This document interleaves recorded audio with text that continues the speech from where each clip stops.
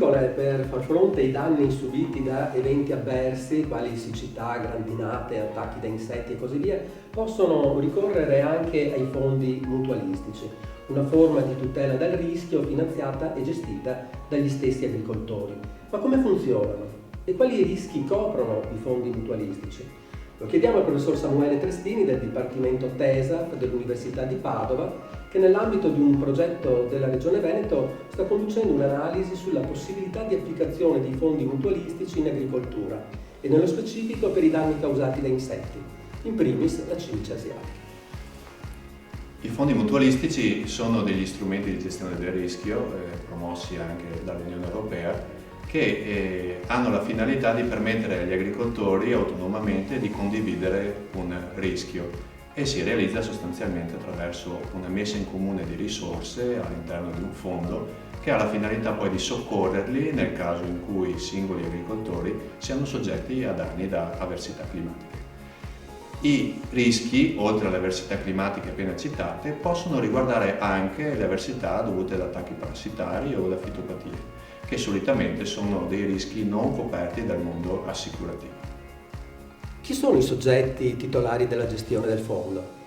I soggetti che hanno la responsabilità o che possono gestire un fondo mutualistico sono dei soggetti riconosciuti da parte del Ministero dell'Agricoltura e possono essere per esempio i consorzi di difesa che, se operano in determinate condizioni previste dalla normativa comunitaria, hanno la possibilità di far funzionare questi fondi mediante delle agevolazioni comunitarie piuttosto rilevanti.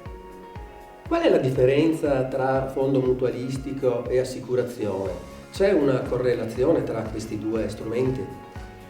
Un fondo mutualistico è uno strumento di condivisione del rischio, mentre un'assicurazione è uno strumento di trasferimento del rischio. La compagnia assicurativa si assume il rischio a fronte di un pagamento di un premio e soccorrerà l'impresa in caso di danni qualora questi avvengano. Un fondo di mutualità invece è uno strumento di condivisione del rischio. Le risorse sono messe in comune fra gli agricoltori e sono comunque sempre a disposizione degli agricoltori a meno che il fondo non intervenga nella compensazione dei danni. Quindi in questi due modelli, sostanzialmente nel secondo, gli agricoltori non perdono i soldi, nel senso non trasferiscono i soldi ad un soggetto terzo, ma li tengono a loro disposizione, li gestiscono però in maniera mutualistica.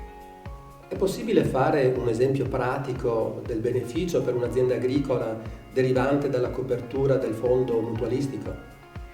I benefici sono due, il primo è la mutualità stessa, il secondo è di fatto l'agevolazione che l'Unione Europea riconosce a questo tipo di strumenti.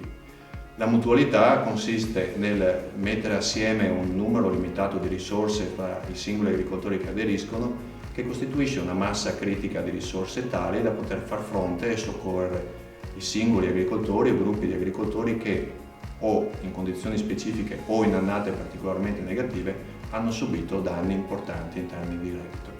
Il secondo vantaggio è legato all'agevolazione nella costituzione di questi fondi. Nello specifico, l'Unione Europea riconosce un cofinanziamento nel contributo del fondo di mutualità dell'ordine del 70% rispetto ad una quota privata che è fornita dall'agricoltore del 30%.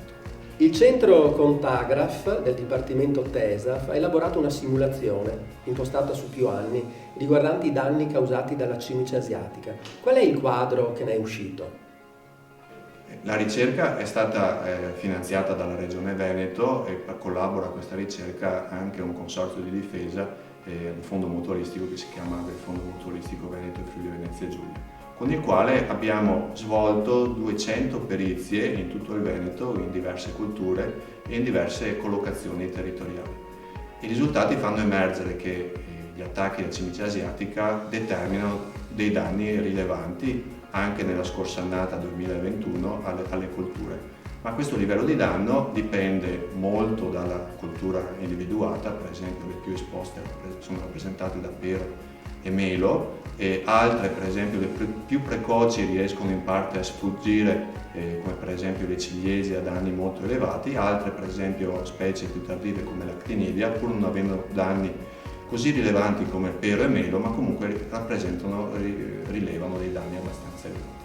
Un altro aspetto importante che influenza il livello di danno è invece le modalità di gestione della cultura, quindi le tecniche di difesa influenzano in modo significativo sui risultati.